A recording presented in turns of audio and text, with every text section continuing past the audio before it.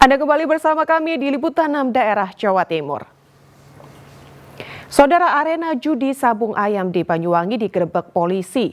3 pejudi diringkus dan belasan motor pejudi lainnya yang kabur turut disita saat penggerebekan.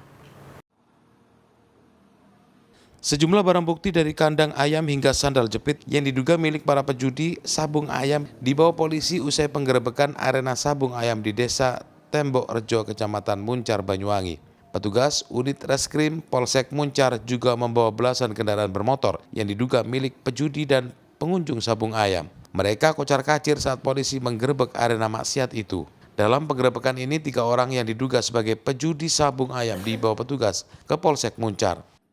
Dari lokasi kami mengamankan 3 orang, kemudian beberapa barang bukti yang digunakan sebagai sarana dugaan perjudian. Dan selanjutnya kami lakukan pemeriksaan terhadap pihak-pihak yang berkaitan di Mapolsek Muncar dengan sangkaan pasal 303 KUHP.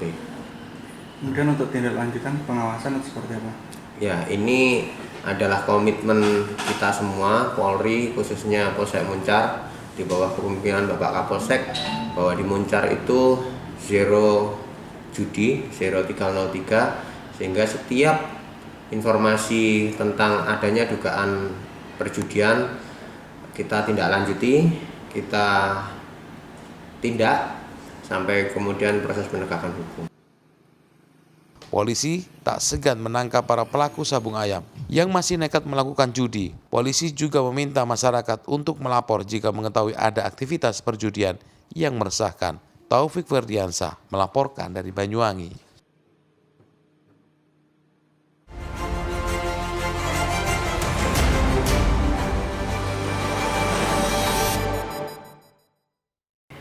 Saudara, tim redaksi merangkum peristiwa selama sepekan yang menyita perhatian publik di Jawa Timur. Di antaranya, seorang pria di Probolinggo tewas tertembak senapan angin saat berburu, hingga anggota Bareskrim Mabes Polri menggerebek pabrik narkoba di Kota Malang. Selengkapnya dalam Surabaya sepekan. Pabrik narkoba berkedok kantor event organizer di Jalan Bukit Barisan Kelurahan Gading Asri, Kecamatan Klojen, Kota Malang, digerebek anggota Bareskrim Mabes Polri. Petugas menyisir seluruh ruangan dan mendapati peralatan dan bahan pembuatan narkoba.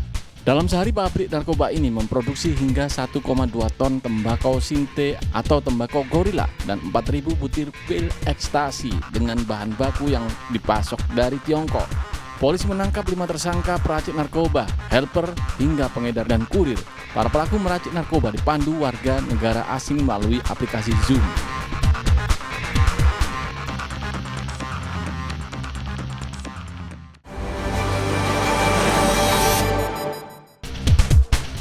Polres Probolinggo menetapkan 1 tersangka berinisial MR terkait tewasnya Yusuf yang tertembak senapan angin saat berburu di hutan di Kabupaten Probolinggo. Tersangka bersama 5 saksi dibawa polisi untuk olah tempat kejadian perkara sekaligus rekonstruksi di hutan Desa Betek, Kecamatan Krucil, Kabupaten Probolinggo.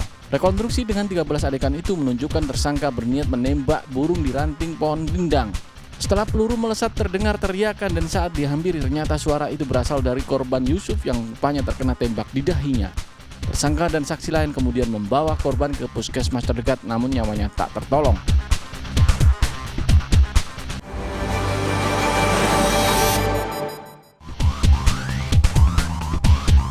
Kecelakaan maut melibatkan minibus dengan truk pengangkut kayu gelondongan di Tol Gresik, Surabaya, tepatnya di kilometer 14.800 di Desa Kembangan, Kabupaten Gresik. Akibat kecelakaan 2 orang tewas, yakni pengemudi minibus Lamidin dan seorang penumpangnya Mugiarti. Sementara 8 orang terluka dirawat di rumah sakit. Kecelakaan terjadi saat minibus yang membawa 15 orang rombongan alumni SMP Negeri Bojonegoro akan menghadiri hajatan pernikahan di Surabaya. Pengemudi minibus yang ada di lajur kiri berusaha mendahului kendaraan lain hingga pindah ke lajur kanan. Diduga sopir kurang waspada tidak mengetahui ada truk pengangkut kayu sehingga tabrakan tak terhindarkan.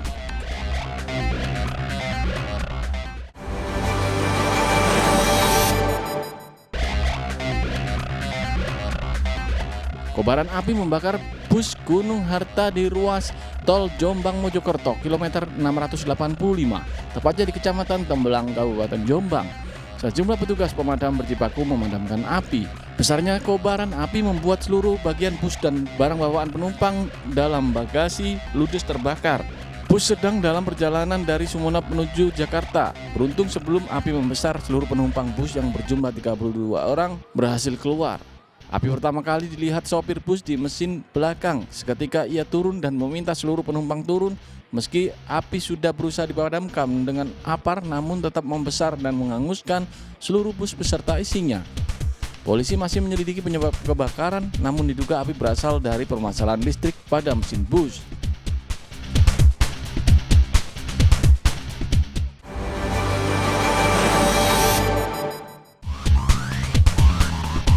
Tim SAR gabungan akhirnya menemukan Gunawan dalam kondisi tidak bernyawa. Korban tanah longsor yang menimpa kandang peternakan ayam di Dusun Sukorjo, Desa Bumirejo, Kecamatan Kesamben, Kabupaten Blitar. Mayat korban ditemukan tidak jauh dari lokasi penemuan 2 orang sebelumnya. Tim SAR membutuhkan waktu 8 hari mencari korban karena kendala cuaca buruk serta sulitnya medan. Apalagi terjadi retakan tanah di sekitar lokasi pencarian yang berpotensi memicu longsor susulan. Tanah longsor menimpa kandang peternakan ayam di Desa Bumirejo, Kecamatan Kesamben, Minggu 30 Juni 2024. Material longsor menimpa 4 korban, 3 diantaranya tewas, 2 orang tewas ditemukan pasca longsor, sedangkan Gunawan pemilik peternakan ditemukan 8 hari kemudian.